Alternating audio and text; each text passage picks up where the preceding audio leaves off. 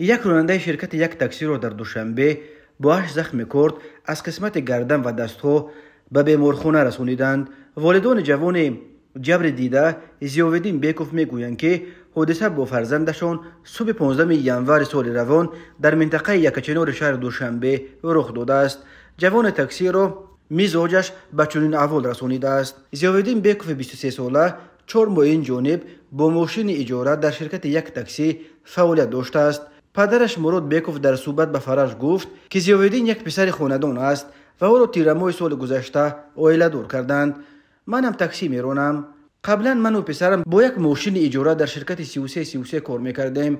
پسرم پس از توی به خاطر پرداختن قرض خواهش کرد که باز یک ماشین دیگر به اجاره گیریم و دو کسه کار کنیم. اما بینید که کار به این درجه رسید. پسرم صبح روز 15 ینور از محله حیات نو از نزدیکی طربخانه بختاریان یک کس را گرفته اول تا قریبه های رامسار و باز از آنجا به محله یکچنار می آورد.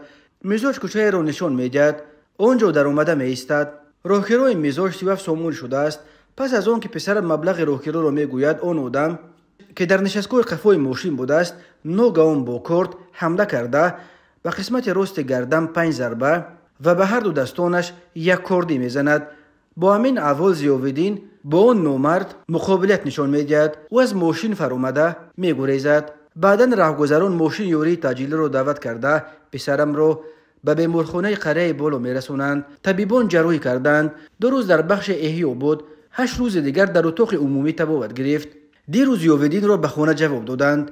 در حالی که اش گلوگیرش میکند نقل کرد پدر غمزده و حیران مراد بیکوف با هر خانواده در دهه ظفر جماعت دیوت چوریکاران که قبلا شامل حدود نوع رودکی و فعلا نوع سینوی شهر دوشنبه است در آشیانه پنجم بنای 50 آشیانه زندگی میکنند. او میگوید که قاتل رگ ارتر و دیگر رگ‌های عصب و خونگرد را از طرف راست بریده است. برای همین چشم و دست راست ضیاءالدین از حرکت باز ماندند.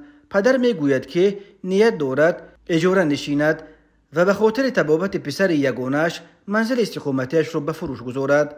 برای طبابت و به پا خیزاندن پسرم پول لازم است. ما مبلغ ذخیره نداریم. مجبوریم که خانه‌مان را فروخته پسرمان را طبابت کنیم، گفت پدر ضیاءالدین. یادآور میشویم که مقامات از روی حادثه پرونده جنایتی باز کرده تفتیشات ادامه دارد. قضیه را پیگیری خواهیم کرد. هرچند والدان ضیاءالدین نمیخواستند، اما ما به سخاوت و غیرت مردم تاجیک باور داریم و رقم کارد بانکی دوشنبه سیتی پدر ضیاءالدین مراد بیکوف را در اینجا میگذاریم تا خواهشمندان به قدر امکان به او کمک پولی خود را دریغ ندارند.